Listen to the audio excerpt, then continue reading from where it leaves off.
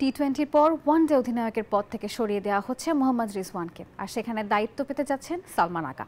ভারতের বিপক্ষে সিরিজের প্রথম টেস্টে ইংল্যান্ড স্কোয়াডে ফিরেছেন জেমি ওভারটন। আইপিএলের শিরোপাজয়ী দলগুলোর জন্য বিধিনিষেধ আনতে যাচ্ছে বিসিসিআই। টি-20 ফরম্যাটের দায়িত্ব থেকে আগেই সরিয়ে দেওয়া হয়েছে মোহাম্মদ রিজওয়ানকে। এবার ওয়ানডের পদ থেকেও সরিয়ে দেওয়া হচ্ছে তাকে। দায়িত্ব নিতে যাচ্ছেন সালমান আগা, এমন প্রস্তাব দিয়েছেন দলটির হেড কোচ মাইক হেসন। কিছুদিনের মধ্যেই চূড়ান্ত সিদ্ধান্ত আসবে পাকিস্তান ক্রিকেট বোর্ডের তরফ থেকে।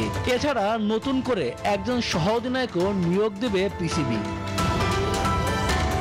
ভারতের বিপক্ষে জমজমাট টেস্ট লড়াইয়ের জন্য প্রস্তুত ইংল্যান্ড। এরই মধ্যে সেই সিরিজের প্রথম টেস্টের জন্য 14 সদস্যের দল ঘোষণা করেছে ইংলিশ। বান্ডেল থাকলে প্রতি সেনমানিতে টাকা বাঁচবে। বিকাশ সেনমানি বান্ডেল কিনে জিতুন প্রতি লেনদেনে। যেখানে সারপ্রাইজ হিসেবে ফিরছেন pace bowling allrounder Jamie Overton.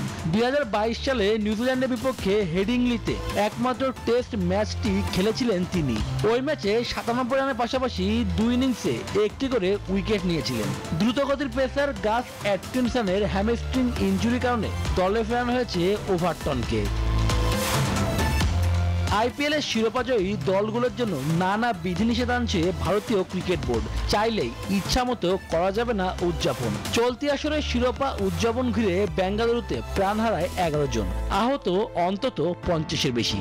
এসব কারণেই বিধিনিষেধ আনছে বিসিসিআই। ক্রিকেট বোর্ডের পক্ষ থেকে সচিব দেবজিৎ সাইকিয়া জানান, আইপিএল জিতলেই এবার থেকে যেমন খুশি অনুষ্ঠান আয়োজন করা যাবে না। শুভদেবনাথ, নিউজ 24।